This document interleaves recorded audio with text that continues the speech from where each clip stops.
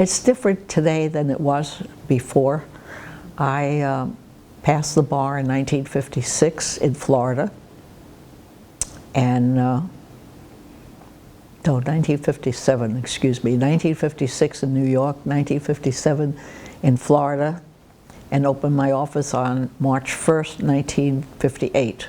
I learned from everybody who was around me, because when you get out of law school, or at least at that time, you didn't have all of the things that go on in law schools today. You came out, yes, you knew the law, you could pass the bar, but beyond that, in actual experience, you really didn't know very much. So when I first moved to Florida in 1957, I got to know a few people. I didn't know anybody here. I had a cousin, a second cousin, a couple of them that lived here, and but I didn't know people so that I could go out and say, well, I'm here, you can come. So I had to go out and meet a lot of people, and I did. I met some wonderful people down here. Well, the first one was by President Nixon in 1969. After he got elected, he formed a committee on women's rights and responsibilities, and the chairman of that particular group was the past national president of the Business and Professional Women's Club. And I was asked to be on it, and it was absolutely great. It was the first presidential group that supported the Equal Rights Amendment. We supported Title IX, that was in 1969, and we had a lot of very interesting meetings. It was a very diversified group. We had a lot of fun, but we got a lot of work done. And the report that came out was called A Matter of Simple Justice. Then later I was appointed. I had other appointments in between. President Ford appointed me to the Committee on Observing the International Women's Year, the U.S. Commission on the Observance of International Women's Year in 1975. We might have been appointed in 74 to serve until 1975. But I was not chairing it at that time. But when we were to give the report, the one who was chairperson not want to continue. What happened was that Bella Abzug, who was a member of the House of Representatives, introduced a bill which was passed to continue the commission beyond that to 1978, I think, 1977, 1978.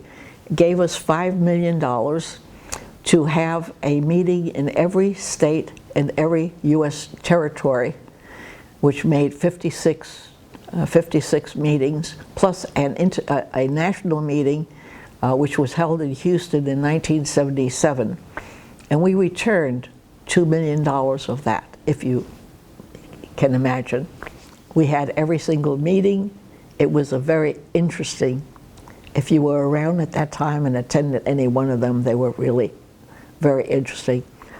We worked on getting the commission for women here in the county, and we worked very hard on it. I was appointed first in Wilton Manors by the mayor there, and I served from 1964 to 74, and about 2 years later I was appointed by the mayor of Oakland Park, and I did that. We had a lot more criminal cases there because of Kmart, and what can I tell you? And we had a lot more there. It was very interesting. I thought it was a wonderful experience for an attorney to do that, because you could still practice law, and most of these would take care in the afternoon or the evening, which made it convenient for the people who were attending. And it was less expensive for the city. But then in 1974 they passed, I don't know whether they called it Title V or some bill that was called 5, and they did away with the municipal courts, and they put in the county court. and the county court then took over all the traffic and misdemeanors.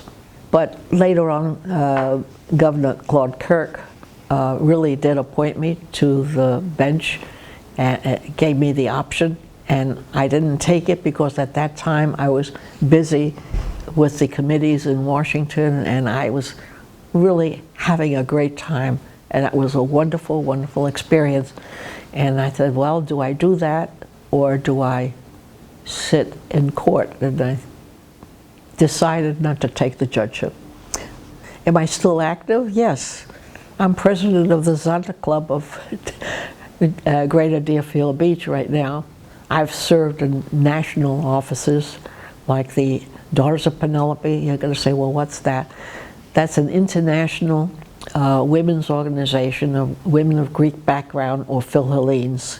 I have been president of the Business and Professional Women's Clubs, state president, and club president, state president, and national president.